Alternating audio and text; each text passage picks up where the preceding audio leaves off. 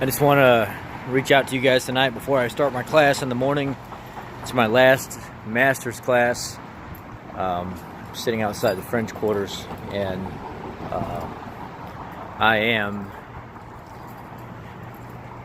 just blessed right now. I'm really blessed. I want to talk to you guys about living this lifestyle, and is it permanent? Is it something that you have to do forever?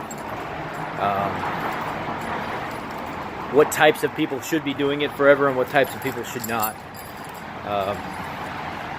There's a lot of confusion and a lot of crazy information that's all over the place. You listen to Amber O'Hearn talk about how fiber and stuff is not needed, how vegetables are not needed, how they don't do anything to the body, how they have a reaction to consuming them just like an animal would have a reaction to fighting for its life. What do? You get all this mixed information all over the place. Dr. Westman saying don't track, just listen to your body's signals. And then people respond with, why should I do that? Because I have food addictions, and in general that's not a good idea for me. So if I listen to what he says, it's setting me up for failure. And then you talk to somebody like Dr. Berg, where he's giving you percents and ratios and stuff like that to follow, and how maybe tracking is a better option and things of that nature. It gets very confusing. Thomas DeLauer's got his own method, and Dr. Berry's got his own method of doing things. You have to get to a point where you're your own advocate and you're your own person that's figuring out what you got to do. You can't always listen to what everybody else has to say. That's the most important thing to realize. And when you realize that, then and you stop focusing on so much of what's going on out there and start focusing on more of you, putting more time into you and your journey, figuring out what it takes to make things work for you, is when you're going to become the most successful. So I don't really listen to too many people anymore. I listen to what my body tells me. I listen to my journey. I listen to the things that I have going on in my life, because it's my damn journey. It's not somebody else's. It's my struggle that I have to work on, and all I can do is take bits and pieces of information from people and make do with what it is. I listen to Amber O'Hearn and see if fiber does cause me a problem, see if vegetables do cause me a problem. Maybe I do need to be on a carnivorous diet. At the end of the day, our makeup is the same. We all digest things the same. We all have the same internal parts for the most part. Now, the interaction of how our body operates in those conditions may be different because of the things that we've done to it. And that's what changes the digestion makeup, or how we respond to different things. Being cognizant of how you feel when you eat certain types of foods is the most important thing. There's no single keto or carnivore person out there that says you need to completely 100% be on a ketogenic diet or a carnivorous diet and stay there for the rest of your life. What they want you to do is they want you to heal yourself. They want you to get to a point where you can start having foods and stuff like that aren't garbage foods that you're typically not used to having, because you've learned how to engage yourself from that healthy health standpoint, and you're working on making yourself better, and then adding things back in slowly, and then figuring out how they affect you by monitoring your ketones, monitoring your blood sugar, things of that nature.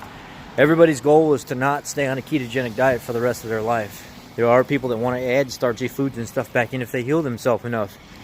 And by all means, it's their right to do that. What I'm tired of is I'm tired of the dogmatic vegans, the dogmatic carnivores, the dogmatic ketogenic people that want to constantly tell you that you're doing something wrong. They want to make you feel like something you're doing is not right, and you're struggling, and you're trying to figure out whether or not you should change up your ways based on what somebody else is saying or how they're making you feel. It's not their right to do that, but they choose to do that anyway. I'm here as your friend, some of your mentor, your coach, and then me being mentored by some of you that are watching me right now that maybe get inspired or touched by some of the things that I say. This is all from an individualistic standpoint. This is nothing across the board where we should be holding the other person to the same accountability that we're being held to. We all walk different journeys. We all, have different aspects and outlooks on life, and we all want to engage these things from different standpoints. So it's very important that we realize that You know, if somebody wants to do dirty keto, let them do dirty keto. If somebody wants to be lazy, let them be lazy. If somebody wants to be strict, let them be strict. They want to be vegan, let them be vegan. They want to be Mediterranean or paleo, let them do it. It's not our place to change that. It's our place to just guide. If they want information, offer information.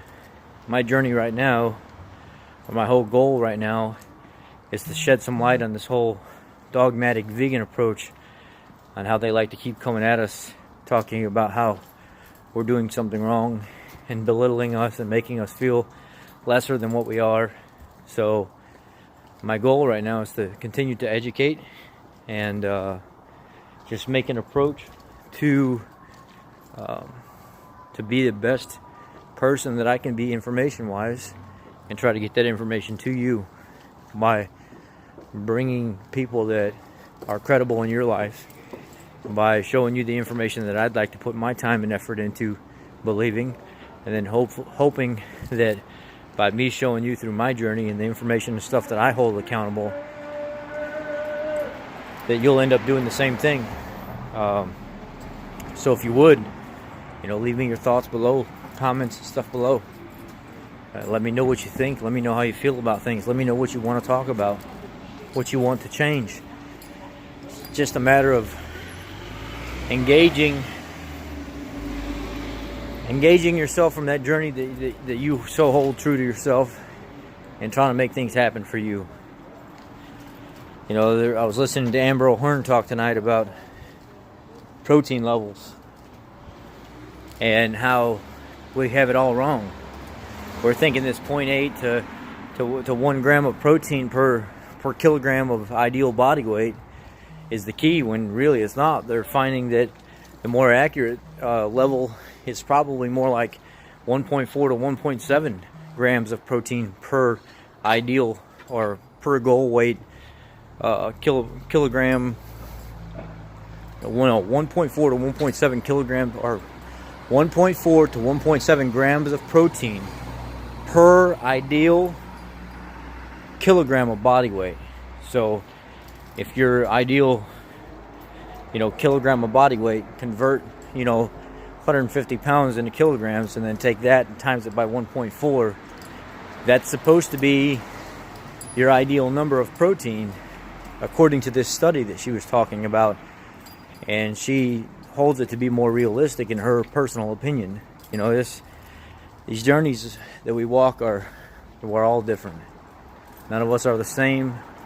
None of us come from the same walk of life. You just have to make sure that you personalize yours and you don't let other people affect that. I think that there are certain people that should not be on a ketogenic diet. Jimmy Moore did a Jimmy Rants section today talking about how if you have an eating disorder or something of that nature, which I've said many, many times, that you probably shouldn't be looking towards a ketogenic diet or a carnivorous diet. You need to fix the problem that you're having first with the eating disorder before you try to put yourself on some kind of strict protocol, because you're going to set yourself for failure that way. So learning what type of protocol you want to be on, what kind of agenda, what kind of health aspect you want to approach is key. And he also spoke about, if you're a woman that's not on a ketogenic diet and you become pregnant, you're not even in a fat adapted stage yet. So he doesn't agree with a woman that's freshly pregnant going to a ketogenic diet. Just finish out your birth and then try to do it afterwards, because pregnant women seem to get into ketosis faster than anybody else. It's just, again, I don't know how many times I can say it to help people actually realize it's really your individual journey. It's nobody can change that. You have to want it bad enough. You have to want to document things. You have to want to test your blood sugar, your ketone levels. You have to want to track that every time I eat broccoli, I feel bloated and it makes me feel sick. So I'm going to cut broccoli out for a few weeks. You have to want these things bad enough. Some of you don't want it. Some of you I've given this information to and I've worked with for years, and you still don't track. You still don't pay attention. and you still don't give it that serious effort that I've been asking some of you to for a long time. The other day, I was talking to one of the ladies on the group that I talk to privately quite a bit, and I coach her sometimes, and I was telling her, you know, about tracking and really tightening up on the carb counts, because some people are more carb intolerant or insulin resistant in general than you actually think. And without realizing that, you know, you could think that I can have 20 grams of total carbs and that should be sufficient enough, and it's not. One of the things that you need to pay attention to is 20 grams of total carbs may be too much for you. You may need to back it down to 10.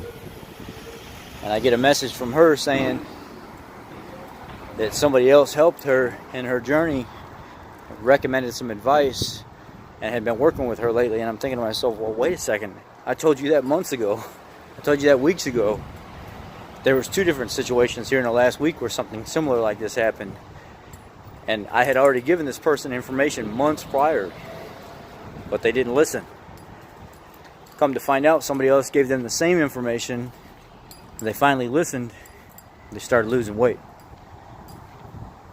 You know, it's a matter of making the journey yours and actually doing something about it, putting the effort and time into actually completing a listed task of figuring out what vegetables do certain things to you, what meats do certain things to you. Do you have histamine reactions to meat that has been put in the refrigerator and then warmed back up the next day, or steak, and vice versa?